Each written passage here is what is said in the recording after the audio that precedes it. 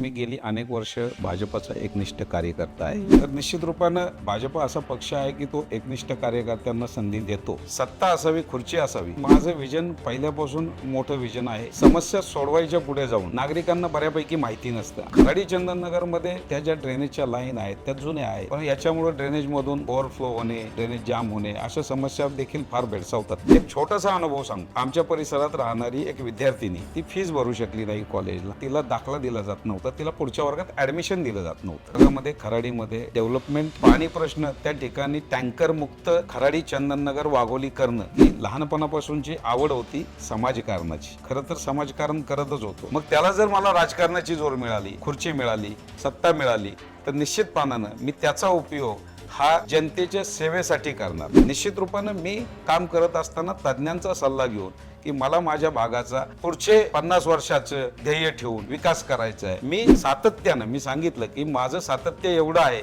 की हे मायबाप जनतेलाही माहिती आहे की माझ्या कामामध्ये सातत्य किती आहे, आणि या सातत्याच्या भरोशावर मला माहिती आहे की माझी जनता माझी साथ दिल्याशिवाय राहणार नाही. 1985 सालापासून सुमारे 30 वर्षापासून ज्यांना समाजकारणाचा वारसा आहे आणि विशेषतः ग्रामीण भागानंतर पुण्यातले उपनगर भाग जे आहेत, जे काही प्रमाणामध्ये आजही तिथल्या सुविधांपासून, विकासापासून वंचित आहे.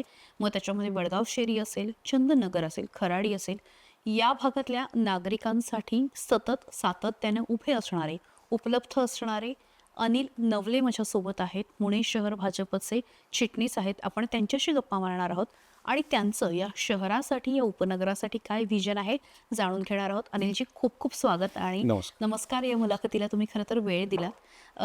महापालिका निवडणुका येऊ घातल्यात आणि विविध उमेदवारांशी, ज्यांना उमेदवारी लढवायची इच्छा आहे, अशा अनेकांशी आम्ही बातचीत करतोय. अगदी पहिला प्रश्न की भाजपची निवड का केली, म्हणजे भाजपमधूनच लढायची इच्छा का झाली आणि असं वाटतंय का तिकीट मिळेल, किंवा काय नेमके तुमचे अंदाज आहेत? भाजपच का, असं जर आपण प्रश्न केला तर मी गेली अनेक वर्ष भाजपचा एकनिष्ठ कार्यकर्ता आहे. आणि भाजप हा एक विचारांचा पक्ष आहे आणि आमच्यासाठी तो परिवार आहे. म्हणजे भाजप हा पक्ष नसून एक परिवार आहे. म्हणून भाजपा, कारण हा सर्वांना किंवा संपूर्ण नागरिकांना किंवा संपूर्ण देशाला हा आपलं समजतो, हा असा पक्ष आहे. म्हणून भाजपा.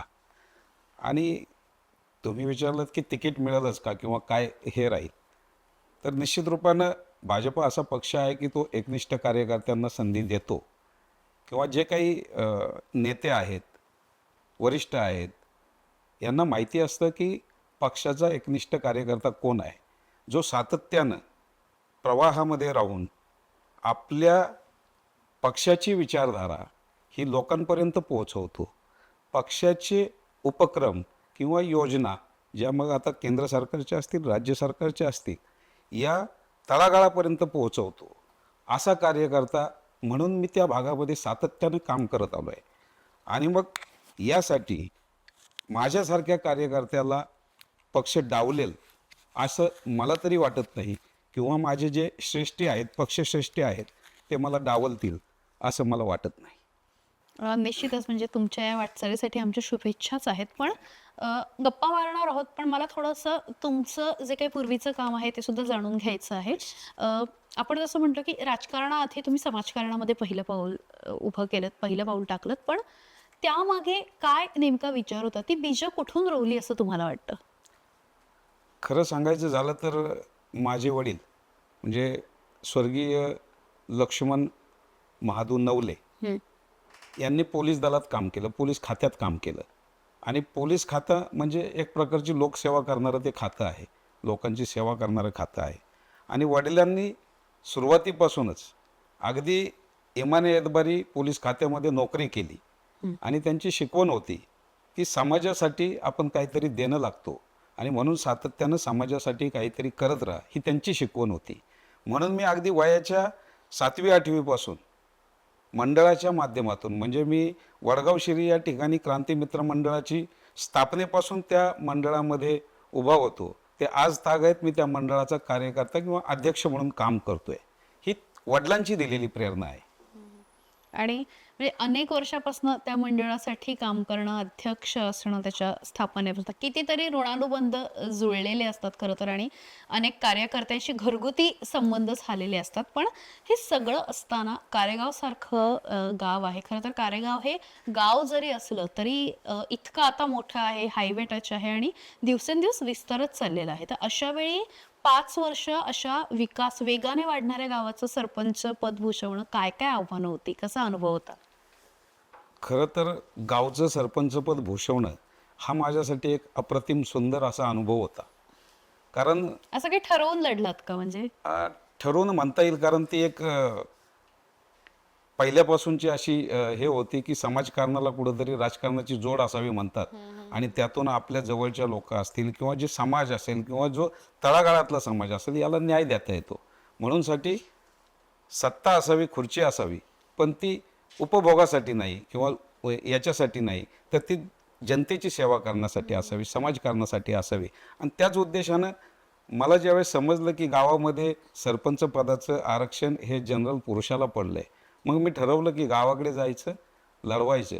परंतु गाववाल्यांनी मला भरपूर साथ दिली आणि मी तिथं निवडून आलो, सरपंचही झालो आणि 5 वर्ष गावाच्या विकासामध्ये फार मोठं मोलाचं योगदान मी त्या भागामध्ये दिलं.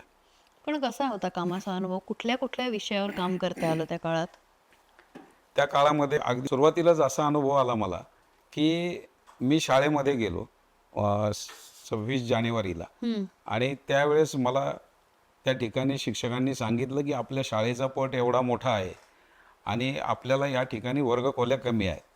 आणि नुकताच मी पदभार स्वीकारला होता ऑगस्ट महिन्यामध्ये, आणि त्यानंतर 26 जानेवारी म्हणजे 4-5 महिन्यातच मला लगेच तो प्रसंग आल्यानंतर मी त्याच्यामध्ये काहीही विचार न करता माझ्यापुढे ती मागणी झाली की इथं वर्गखोल्या करायच्यात. मी 26 जानेवारीच्या दिवशी लगेच त्या ठिकाणी भूमिपूजनाचा प्रस्ताव घेतला आणि त्या ठिकाणी संपूर्ण लोक वर्गणीतून वर्गखोल्या बांधू असं आव्हान जनतेला केलं. आणि त्याच ठिकाणी त्याच कार्यक्रमामध्ये लोकांनी सुद्धा भरपूर मला प्रतिसाद दिला आणि लाखो रुपयांची वर्गणी त्या ठिकाणी त्याच दिवशी जमा झाली आणि आम्ही भूमिपूजन त्या ठिकाणी केलं. म्हणजे पहिली सुरुवात ही शिक्षण क्षेत्रातून माझी झाली. शिक्षण क्षेत्राच्या कामानं मी सुरुवात केली आणि मग वेगवेगळी आव्हानं त्या भागामध्ये होती. ग्रामीण भाग होता आणि ग्रामीण भागामध्ये दूरदृष्टी ठेवून काम करणारे लोक फार कमी पाहायला मिळतात किंवा विजनरी कमी असते. आणि ज्यावेळेस मी गावामध्ये गेलो, एक विजन घेऊन गेलो की आपल्याला गाव कशा पद्धतीने डेव्हलप करायचं. मी पुढची 25 वर्षे 50 वर्षाचे काही गोष्टींमध्ये विचार केले आणि मग सगळ्या भौतिक सुविधा ज्या आहेत त्या पद्धतीनं त्या भागामध्ये डेव्हलप केल्या. अगदी रस्ते असतील, लाईट असेल, पाणी असेल किंवा गावची स्मशानभूमी असेल, अशा वेगवेगळे अनेक गोष्टींमध्ये मी फार सुंदर डेव्हलपमेंट केल्या. मग हे सगळं करत असताना कोरोनासारखी महामारी सुद्धा त्या काळामध्ये आली. अनेकांच्या नोकऱ्या गेल्या, म्हणजे घरं बंद पडली, काय काय अडचणी आल्या, आपण सगळेच जण त्याचे साक्षीदार आहोत. पण त्या काळात सुद्धा तुम्ही खूप धीराने उभे होतात, अनेकांना त्यावेळी आधार दिला. तो कसा प्रसंग होता? कोरोना हा अनुभव खरं तर आपल्या सगळ्यांसाठी नवीन होता. आणि ज्यावेळेस कोरोनासारखी महामारी आली तर आमचा भाग हा रांजणगाव MIDC असल्यामुळे त्या ठिकाणी कामगार वर्ग खूप आहे आणि गावामध्ये राहणारी लोकसंख्या त्यामुळे खूप होती. आणि अशातच अचानक कंपन्या बंद, लोकांची भूकमारी सुरू झाली, अनेकांचे प्रश्न तयार झाले. लोकांना गावाकडे लोक निघाली, म्हणजे घरदार सोडून इथलं सगळं उचलून घराकडे निघाली, प्रस्थान करायला लागली. गाड्या मिळत नव्हत्या, गाड्या बंद. मग काही लोक चालत कशीही वाट मिळेल तशी लोक पळायला लागली होती आणि त्यात भूकमारीसारखा प्रश्न होता. मग त्यात आम्ही आमच्या गावातील काही प्रमुखांनी एकत्र येऊन त्या ठिकाणी जवळपास 1,500 ते 2,000 लोकांचं जेवणाची सोय रोजची आम्ही त्या ठिकाणी आमच्या मराठी शाळेवर केली आणि रोज त्या ठिकाणी जेवणं सुरू केली. पहिला उपक्रम तर हा राबवला. त्यानंतर आम्ही अनेकांना ज्या आपल्या महिनाभर लागणाऱ्या वस्तू असतात, सामान असतात, किट असतात, ह्या किट आम्ही लोकांना पोहोचवण्याचा प्रयत्न केला. आणि नंतर मग वॅक्सिनेशन आल्यानंतर अनेकांपर्यंत ते वॅक्सिनेशन मी माझ्या गावामध्ये जवळपास 35,000 लोकांचं वॅक्सिनेशन त्या काळामध्ये करून घेतलं. आणि या काळामध्ये काही घरांमध्ये अशा काही घटना घडल्या की ज्या अनपेक्षित असतात, परंतु आले देवाजीच्या मनात इथे कोणाचे चाले ना, अशा उक्तीप्रमाणे या घटना घडत होत्या. आणि अशात मला त्या ठिकाणी मग मी एक गावचा सरपंच म्हणून, गावचा प्रमुख म्हणून मी विचार न करता प्रत्येक कुटुंबाला भेट देत होतो की बाबा काय आहे काय नाही, आता व्यवस्थित आहे ना. म्हणजे मी कुठेही असं घरात बसून राहिलो किंवा असं काही नाही, मी फील्डवर काम केलं. मला वाटतं हाच खरं तर फार मोठा अनुभव होता आणि अनेकांचे आशीर्वाद तुम्हाला या निमित्ताने सुद्धा मिळाले असतील. पण आता शहरामध्ये पुढचं काम करायचं आहे आणि पुणे महानगरपालिकेसारखं मोठं विस्तारलेलं क्षेत्र आहे. ग्रामीण भागातही काम केलंय, तर दोन्ही भागात काम करत असताना काय फरक जाणवतो? ग्रामीण भागाचं कसं आहे की ग्रामीण भागामध्ये एक लिमिटेशन्स आहेत काम करायला. आणि माझं विजन पहिल्यापासून मोठं विजन आहे. मोठी कामं झाली पाहिजेत आपल्याकडून, चांगल्या समाजासाठी लागणाऱ्या उपयुक्त गोष्टी घडल्या पाहिजेत. आणि मग एक विजनरी काम जर करायचं असेल, विजनरी नेतृत्व जर करायचं असेल, तर आपल्याला तसं मोठं हे सुद्धा मिळालं पाहिजे, ग्राउंड सुद्धा मिळालं पाहिजे. आणि म्हणून महानगरपालिका लढवायची हा विचार मी केला. आणि 2020ला माझं सरपंच पद हे झाल्यानंतर त्याच मी अगोदरच ठरवलेलं होतं की आपल्याला पुणे महानगरपालिका लढवायची. आणि मग 2021मध्ये माझं जनसंपर्क कार्यालय मी खराडी चंदननगर या भागामध्ये सुरू केलं. 2021 मला वाटतं 4 वर्ष तर किमान झालेली आहेत होऊन गेली. की जनसंपर्क कार्यालय सुरू आणि कार्यालय असलं ना की यंत्रणा पूर्ण तयार होते. मग अशा वेळी आपल्याकडे म्हणजे त्यावेळी पद नव्हतं आणि पद नसताना लोक जेव्हा कामं घेऊन येतात, त्यांची कामं होतात, तर कसा म्हणजे लोकांचा पण प्रतिसाद होता आणि या काळात कसं काम केलं? जनसंपर्क कार्यालयाची सुरुवात मी केली त्यावेळेस माझ्याकडे खरंच पक्षाचं कुठलंही पद नव्हतं. कारण ग्रामीण भागामध्ये माझ्याकडे पद होतं. मी त्या काळात जिल्हा सचिव म्हणून काम करत होतो, भारतीय जनता पार्टीचा पुणे जिल्हा सचिव म्हणून. परंतु शहरात आल्यानंतर माझ्याकडे पद नव्हतं. मी सुरुवात केली, माझं जनसंपर्क कार्यालय सुरू केलं आणि भारतीय जनता पार्टी म्हणजे याच नावाखाली मी त्या ठिकाणी कार्यक्रम करायला सुरुवात केली, लोकांपर्यंत पोहोचायला सुरुवात केली. आणि ज्यावेळेस लोक माझ्याकडे यायला लागले, लोकांच्या अडीअडचणी आणायला लागले, तर मला प्रशासकीय अनुभव होता. प्रशासन मी किंवा गाव मी सांभाळलेलं होतं, एक मोठं गाव सांभाळलेलं होतं, प्रशासकीय अनुभव होता, कामांचा अनुभव होता. आणि मग ते लोकांच्या अडीअडचणी सोडवणे हा माझ्यासाठी एक फार आनंदाचा म्हणजे हे असतो की आपण लोकांचे समाधान देणारा, आनंद देणारा तो क्षण असतो की आपण लोकांच्या कुठेतरी अडचणीला उभं राहिलो, लोकांच्या कुठेतरी आपण कामी आलो. हा एक माझ्यासाठी खूप आनंदाचा क्षण असतो. लोकांसाठी म्हणजे असं नाहीये की लोकांच्या अडचणी व्हाव्यात आणि आपण हे करावं, परंतु अडचणी या प्रत्येकाच्या आयुष्यात असतात, पण कोणीतरी उभं राहिलं हे महत्वाचं असतं. आपण दिलासा देऊ शकतो, आपण त्याच्या सुखदुःखात उभं राहू शकतो, हे माझ्यासाठी महत्वाचं असतं आणि मी ती करत आलो. शहरामध्ये काम सुरू आहे, पण मग हे काम करत असताना आपल्याला काही गोष्टी म्हणजे कुठे नेमक्या अडचणी आहेत या खूप लवकर लक्षात येतात काम सुरू केल्यावर. मग अशी न बोलली जाणारी पण ही समस्या मोठी आहे, याच्यावरती काम व्हायला हवं, अशी कुठली जाणवते? आता तसं शहरी भागामध्ये आपण काम करतोय, शहराचं तुम्ही पाहताय की सध्या शहरीकरण फार मोठ्या स्वरूपात सुरू आहे. आणि त्यातल्या त्यात ही जी उपनगरं आहेत म्हणजे खराडी चंदननगर ही जी उपनगरच आहेत आणि याच्यामध्ये फार झपाट्यानं विस्तार होतोय, लोकसंख्या फार झपाट्यानं वाढत चाललेली आहे. याच्यामध्ये भौतिक ज्या सुधारणा आहेत त्या होत चाललेल्या आहेत, परंतु महत्वाची सुधारणा ही म्हणजे महत्वाचा प्रश्न जो आहे पाणी प्रश्न फार गंभीर आहे. पाणी प्रश्न फार गंभीर आहे, याच्यावर लोक फार बोलत नाहीत, परंतु लोकांच्या मनामध्ये ते असतं, ती बोलत नाहीत. दुसरी गोष्ट काय आहे की अतिक्रमणांसारखा विषय हा फार भयान आहे.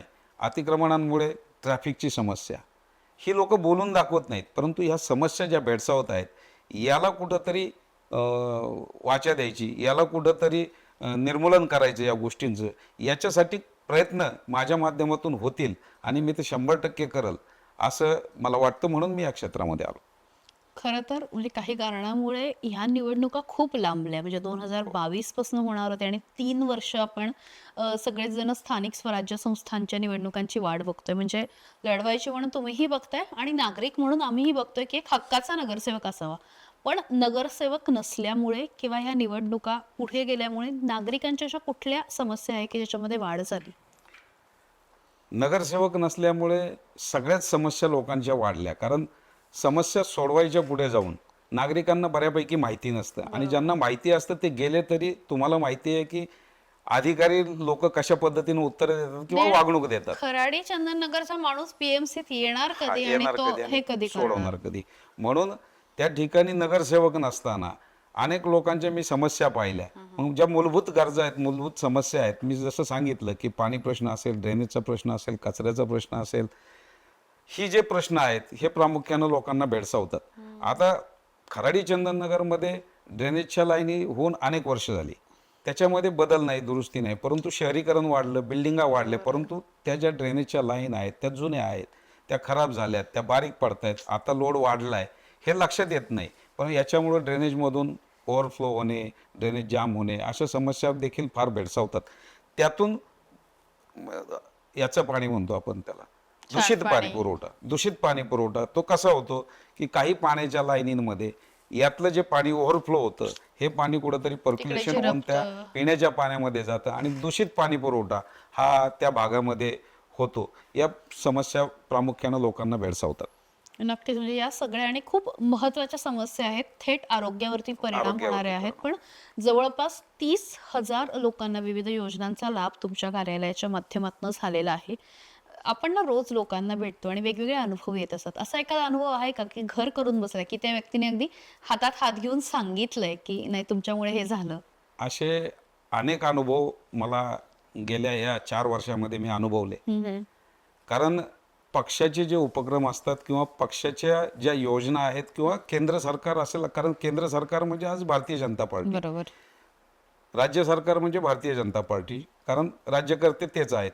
आणि यांच्या ज्या योजना आहेत या तळागाळापर्यंत पोहोचवायच्या, या तळागाळातील प्रत्येक व्यक्तीला द्यायच्या, रोजच्या जीवनातल्या ज्या अडचणी आहेत त्या सोडवायच्या. मग आता पहा, आधार कार्ड सारखी एक महत्त्वाची समस्या आहे. आधार कार्ड अनेक लोकांना अनेक ठिकाणी ते उपयोगी लागतं, परंतु त्याच्यावर बरेच करेक्शन असतात, अडचणी असतात.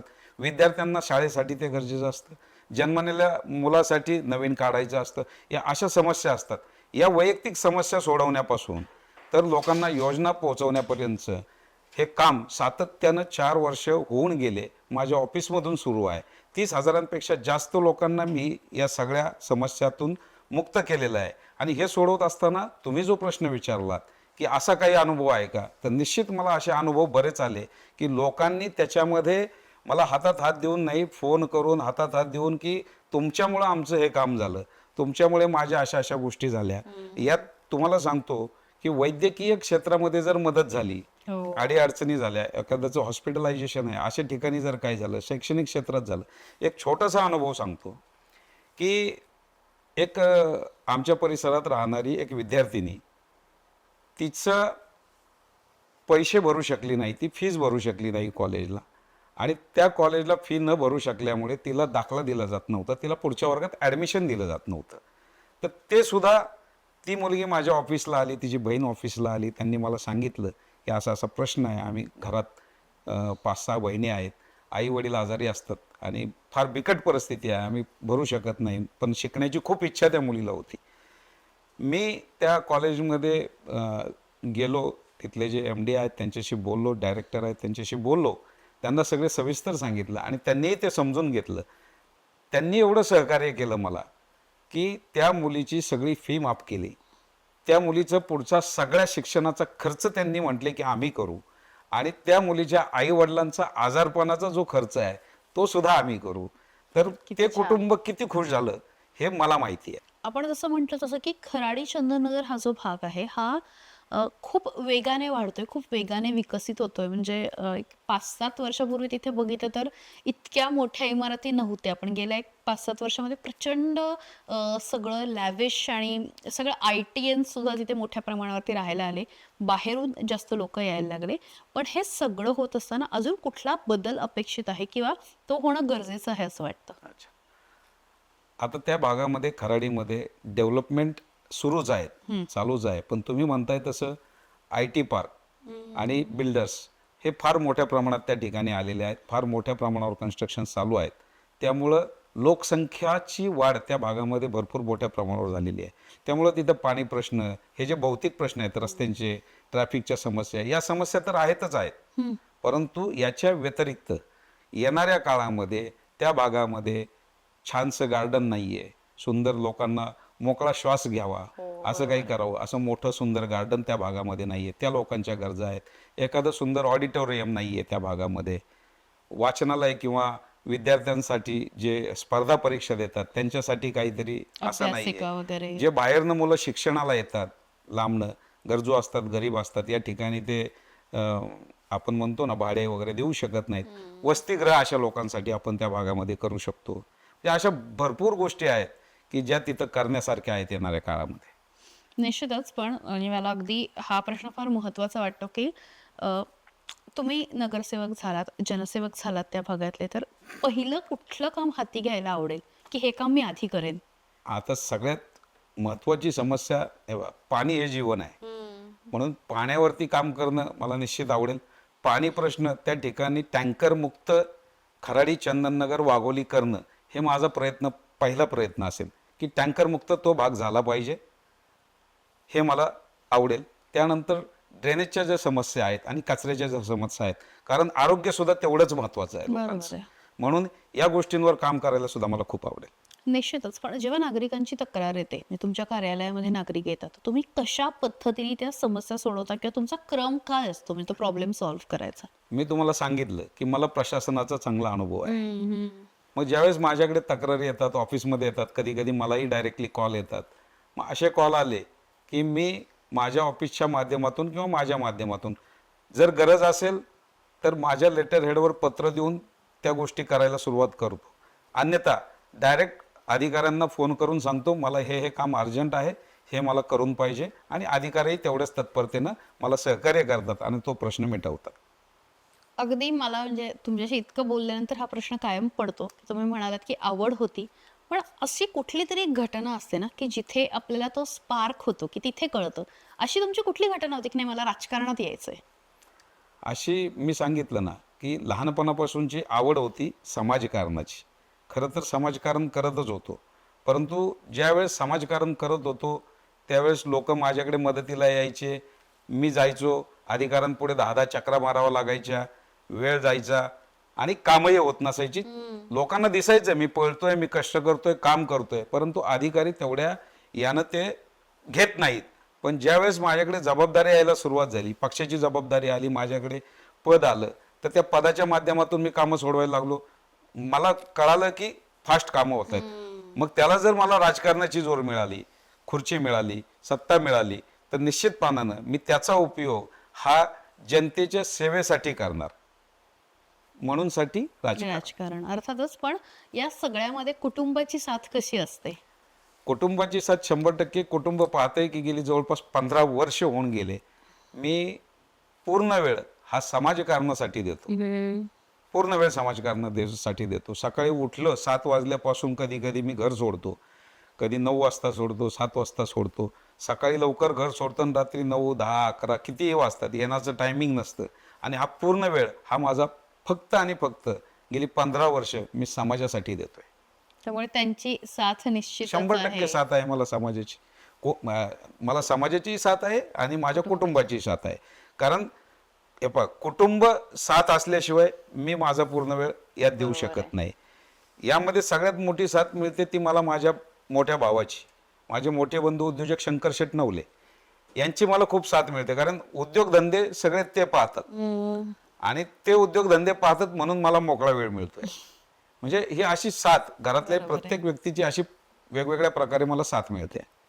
निश्चितच. आपण म्हटलो की म्हणजे या सगळ्या भागामध्ये वाढत्या सगळ्या लोकसंख्येमुळे आणि नागरीकरणामुळे रस्ते, पाणी आणि ड्रेनेज सारख्या समस्या आहेत आणि या सगळ्या समस्या तुम्हाला सोडवायच्या आहेत पुढच्या काळामध्ये. पण असा काही रोडमॅप केलेला आहे का? असं काही ठरवलेलं आहे का की ह्या क्रमाने करणार आहे? काही नागरिकांशी बोलणं झालेलं आहे का? तज्ज्ञांशी तुम्ही बोलता का? निश्चित. मी तुम्हाला सुरुवातीलाही सांगितलं की एक विजनरी नेतृत्व हे कायम असलं पाहिजे, विजन घेऊन असलं पाहिजे. आणि जसं आपण कालच्या भाषणामध्ये जर ऐकलं असलं, एक उदाहरण देतो की काही आपले अजितदादा पवार माननीय उपमुख्यमंत्री बोलले कालच्या भाषणामध्ये की अधिकारी लोक काम करतात, मग ते विजनरी न करता किंवा काही पूल आपल्याला आपल्या पुणे शहरातले पाडावे लागले, हे करावे लागले, अशा गोष्टी घडल्या. तर हे कशामुळे झालं? तर अधिकाऱ्यांनी त्यात पूर्ण लक्ष न देता काम केलं किंवा पूर्ण त्याच्यावरती काय काय पुढे अडचणी फेस करावं लागतील, काय नाही करावं लागेल याच्यावर विचार न करता त्याला कोणाची ना कोणाची म्हणजे ज्या त्या क्षेत्रामध्ये जो तज्ज्ञ आहे त्याचं मार्गदर्शन हे घ्यावंच लागतं. निश्चित रूपानं मी काम करत असताना तज्ज्ञांचा सल्ला घेऊन की मला माझ्या भागाचा एक पुढचे 50 वर्षाचं ध्येय ठेवून विकास करायचा आहे किंवा पुढचे 40 वर्ष ध्येय ठेवून विकास करायचा आहे. मग मला कशा पद्धतीचे रस्ते पाहिजेत, मला कशा पद्धतीचे इन्फ्रास्ट्रक्चर पाहिजे, मला कशा पद्धतीच्या पाण्या पुरवठ्याच्या लाईन्स पाहिजेत, कशा पद्धतीच्या ड्रेनेजच्या लाईन्स पाहिजेत, हे सगळं ज्यावेळेस आपण विजन ठेवून काम करू तर निश्चित हे तज्ज्ञांच्या सल्ल्यातूनच केलं जातं आणि मी वेळोवेळी अशा तज्ज्ञांचे सल्ले घेत असतो. अगदी शेवटचा प्रश्न की आपण मुलाखतीच्या शेवटाकडे येतोय, पण या सगळ्यानंतर जे हे मुलाखत बघत आहेत, मग वडगाव शेरी, खराडी, चंदननगर भागातले नागरिक असतील, त्यांना काय सांगाल, कशा पद्धतीने आश्वस्त कराल तुमच्यापासून? मी एवढंच आश्वस्त करेल माझ्या सर्व मायबाप मतदार बंधू भगिनींना की गेली अनेक वर्ष जो व्यक्ती समाजासाठी झटतोय, काम करतोय, सातत्यानं काम करतोय, असं नाही की निवडणुका आल्या म्हणून मी फ्लेक्सबाजी केली, निवडणुका आल्या म्हणून कुठे यात्रा काढल्या, कुठे तीर्थयात्रा काढल्या, किंवा शेवटच्या 4 महिन्यात ऍक्टिव्ह झाला. किंवा शेवटचे 4 महिने 3 महिने ऍक्टिव्ह झाला असं नाहीये.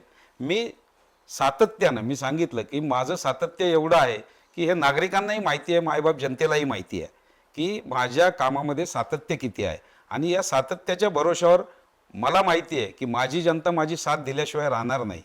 आणि म्हणून मी या जनतेला आश्वासित करतो की मी जेवढा तुमच्या साठी उभा राहिलेलो आहे, माझी वेळ आली आहे, माझ्यासाठी सुद्धा माझी ही मायबाप जनता नक्कीच उभी राहील आणि मला या निवडणुकीमध्ये विजयी केल्याशिवाय राहणार नाही याचं मला म्हणजे पूर्ण खात्री आहे. आणि या निमित्तानं मी मतदारांनाही एक ग्वाही देतो की जेवढ्या विश्वासानं तुम्ही मला या पदावरती पोहोचवताल त्या विश्वासाला पात्र ठरल्याशिवाय किंवा तुमच्या प्रत्येक हाकेला मी उभा राहिल्याशिवाय, तुमच्या प्रत्येक अडीअडचणीत उभा राहिल्याशिवाय मी राहणार नाही. मी प्रत्येक ठिकाणी तुमच्या सोबत असेल, तुमच्या कुटुंबातला एक व्यक्ती म्हणून तुमच्या सोबत असेल, हे मला 100% या निमित्तानं सर्व मतदार बंधू भगिनींना सांगावं वाटतं. तुम्हाला तुमच्या सगळ्या पुढच्या राजकीय वाटचालीसाठी खूप खूप शुभेच्छा आणि नक्कीच तुम्ही छान उत्तम मताधिक्याने निवडून जाल, अशी सुद्धा मी या ठिकाणी तुम्हाला शुभेच्छा देते. आणि आपण या मुलाखतीमध्ये इथेच थांबूया. इंटरेस्टिंग व्हिडिओ बघण्यासाठी, महत्त्वाच्या अशाच राजकीय व्यक्तींच्या, नेत्यांच्या मुलाखती बघण्यासाठी सकाळला लाईक, शेअर आणि सबस्क्राईब करायला विसरू नका. धन्यवाद. थँक्यू.